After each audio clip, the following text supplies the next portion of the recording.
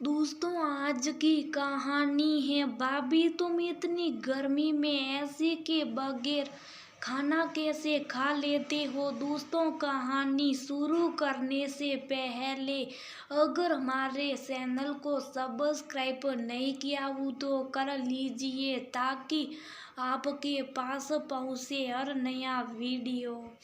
क्या सुमन, इतनी भी क्या कंजूसी, इतना अच्छा कमाते हो फिर भी ड्राइंग रूम में ऐसी नहीं कैसे बैठते हो तुम लोग यहाँ पर।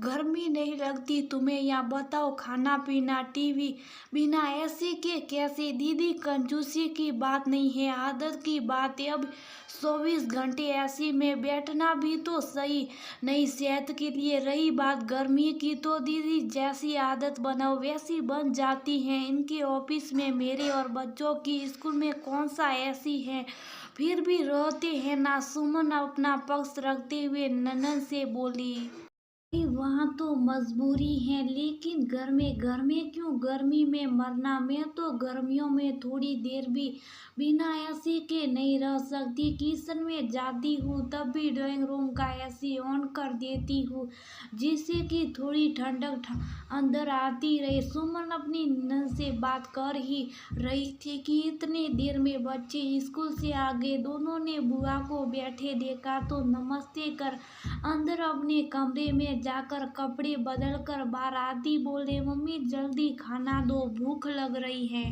हाथ मुंह तो धो लो, तब तक लगाती हूँ मैं खाना। बुआ जी तुम दोनों के इंतजार में बैठी थी कि तुम दोनों आ जाओगे तो सभी साथ खाएंगे। सुनती दोनों बच्चे जल्दी से हाथ मुंह धोकर डाइनिंग टेबल पर आ गए। अरे, यहाँ खाना खाओगे क्या तुम दोनों? हाँ बुआ जी, खाना तो डाइनिंग टेबल पर ही है, खाते ना। सृष्टि रिमोट से टीवी चलते हुए बोली, इतनी गर्मी में कैसा खाना खाओगे बुआ जी? घर में कहाँ है, कमरा तो इतना ठंडा हो रहा। और वैसे भी मम्मी पापा कहते खाना सबके साथ बैठकर खाना सही है। बुआ, गर्मी तो स्कूल में होती है और उससे भी ज्यादा स्कूल बस में, लेकिन टीचर कहती है हमें हर मौसम को सहन करने की आदत होनी चाहिए। यहाँ कर तो लगता है हम कश्मीर में आगे। विवान हंसते हुए बोला, बेटा तुम सबको आदत होगी इतनी गर्मी सहन करने की, मुझे नहीं। सुमन, मुझसे तो नहीं खाया जाएगा यहाँ बैठकर खाना। तू मेरा खाना तो अंदर वाले कमरे में ले आ रहा, ऐसे ऑन कर दे। मुझे तो कूलर की हवा में घबराहट सी होने लगी है। ठीक है दीदी, आप अंदर बैठो, मैं आपका खाना वहीं ले आती हूँ। सृष्टि बेटा तू अंदर के कमरे का एसी ऑन कर दे, तुम दोनों भी वहीं आ जाओ ना। अरे, एक दिन कहीं नहीं, तेरे मम्मी पापा का बिजली का बिल बढ़ेगा। सुमन के नंदर अंदर जाते हुए बोली, नहीं बुआ, हमें तो यही सही लग रहा। और वैसे भी मैं तो थोड़ी देर में क्रिकेट खेलने चला जाऊंगा। वहाँ कौन सा ऐसी है? विवान खाना खाते हुए मजे से टीवी देखते हुए बोला, भाई तुम जवाब बच्चे हो, कभी हम भी इतने छोटे थे तो हमें भी सर्दी गर्मी का एहसास नहीं होता था, लेकिन अब तो भैया सर्दी में बहुत लगती हैं और गर्मी भी। हाँ, ऐसी की हवा में अब तस्ती से खाना खाया जाएगा, तुझे परेशानी तो होगी लेकिन सुमन अब मेरा चाय पानी यहीं दे देना, मैं तो यहाँ से उठने वाली नहीं। सुमन की ननद खाना खाते हुए बोली, दीदी परेशानी कैसी? आप कौन सा रोज रोज जाते हो, कितने महीनों बाद तो अब आए। क्या करूं, मन तो बहुत करता लेकिन घर की जस्तों से निकला ही नहीं जाता। अभी एक दिन के लिए बड़ी मुश्किल से तेरे जीजा जी को मनाया, देखना शाम को आती चलने की जिद करेंगे, लेकिन मैंने कह दिया था कि एक रात तो इस बार रुकना ही है। और क्या दीदी, इतने दिनों बाद आए हो तो एक रात रुकना बनता ही है। अच्छा बताओ, जीजा जी के लिए क्या बनाओ शाम के खाने में? खाने में तो कुछ भी बना दे, उनकी ज्यादा पसंद पसंद नहीं, लेकिन भाई खाना बाहर मत खिलाना, उनसे भी अब गर्मी बर्दाश्त नहीं। कोई बात नहीं दीदी, खाना यहीं खा लेंगे और सोने का इंतजाम बच्चों के कमरे में कर दूंगी। आपके भैया और जीजाजी बच्चों के कमरे में सो जाएंगे और हम सब इस कमरे में। हाँ, ये ठीक रहेगा। अब तो बच्चों को भी एसी की आदत पड़ गई है कि बिना एसी के मेरी तरह खाना नहीं खा सकते। कहते है कि हमारे आने से पहले ऐसी सलाकर कमरा ठंडा रखा करो। सही भी है, पैसों का क्या देखना, सहूलियत जरूरी है। इंसान कमाता किस लिए है कि आराम से जिंदगी गुजार सके। सुमन की ननद डींगी हाँकते हुए बोली। अपनी ननद की बात सुन सुमन कुछ ना बोली, बस किसी तरह अपनी हंसी को रोकते हुए मुस्कुराकर भर दी। रसोई को समेटते हुए बस एक ही बात सोच रही थी, कैसे लोग अपने सामने वाले को मूर्ख समझकर खुद को समझदार बना इतनी डींगे मार लेते हैं। सुमन के घर में दो ऐसी थी, एक बच्चों के कमरे में और एक उनके बेडरूम में। हाँ, ड्राइंग रूम में ऐसी नहीं था, वहाँ पर बड़ा कूलर लगा था जो काफ़ी अच्छी कुकिंग करता था। दोनों कमरों में ऐसी होते हुए भी सुमन बच्चों व उसके पति को ऐसी की आदत ना थी। रात को सोने भर के लिए वह लोग ऐसी चलाते, यहाँ कभी ज़्यादा ही गर्मी होती, बच्चे तो ऐसे में बैठकर राजी ना थे। कितनी बार गर्मी ज्यादा होने पर सुमन उन्हें कहती थी कि अपने कमरे में बैठकर खाना खा लो, लेकिन उनका वही जवाब कि स्कूल में कौन सा ऐसी हैं।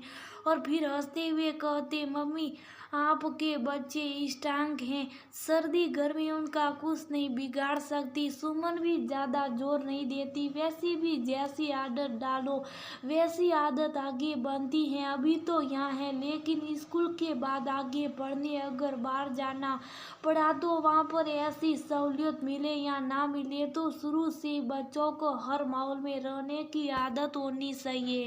फिर वह भी तो बचपन में सिर्फ पंखे में ही रहते थे और उसमें भी आधी बार बिजली नहीं रहती थी। कूलर तो बहुत बाद में आया था, जब गर्मियों की छुट्टियों में गाँव जाते तो मजाल की घर में एक मिनट भी बैठे सारे बच्चे भरी दोपहर में कैसे बार हुड़दंग मचाते थे और मम्मी दादी नानी कैसे मजे से चूल्हे पर हंसी मजाक करती, रोटियां बनाती। गर्मी तो उस समय भी बहुत पड़ती थी ना। वो जब इस घर में शादी करके आई थी तो यहाँ ही कौन सा एसी था, कूलर भी बस एक ही था, एक वो अपनी शादी में लाई थी। ननद व उनके बच्चे गर्मियों में आते तो इसी पंखे कूलर की हवा में मजे से रहते थे। लेकिन अब दीदी इतनी बातें बना रही हैं, जबकि दीदी ने तो 2 साल पहले ऐसी लगवाया था, वो भी ड्राइंग रूम में। पिछली बार जब वह उनके घर आ गई थी तब सब उसी कमरे में सोए थे, लेकिन दीदी यहाँ कैसा दिखावा कर रही हैं, यही सोचकर सुमन को भी हंसी आ रही थी।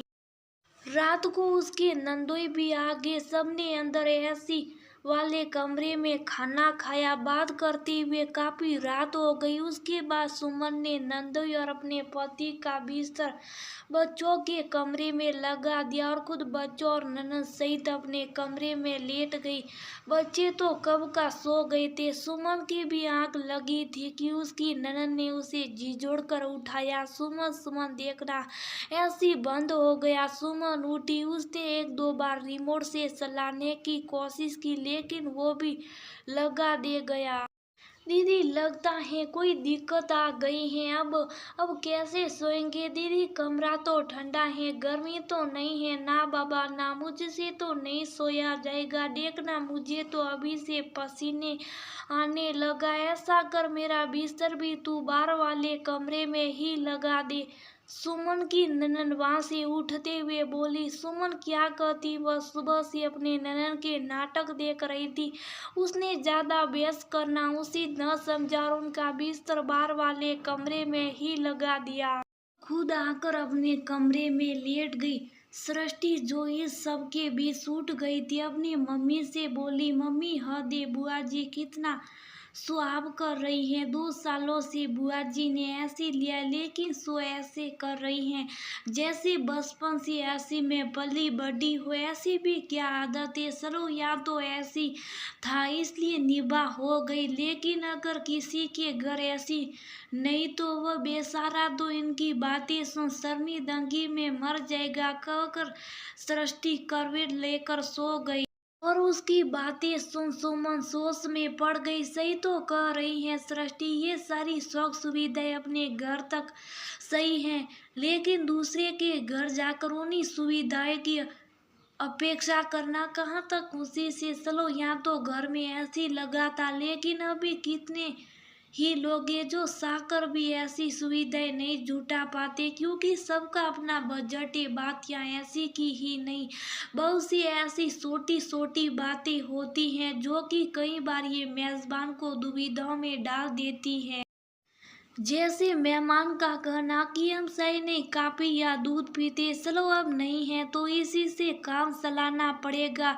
अरे ये सब्जी बनाइए तो हम नहीं खाते, एकदम से चटनी पापड़ की डिमांड करना मेजबान के लिए कितना असुविधा जनक और शर्मिंदगी भरा हो सकता। सबकी पूरी कोशिश होती है कि घर आए मेहमान की खातिरदारी में किसी तरह की कमी ना रहे, लेकिन मेहमान की असंख्य फरमाइशें उसी दुविधा में डाल देती हैं।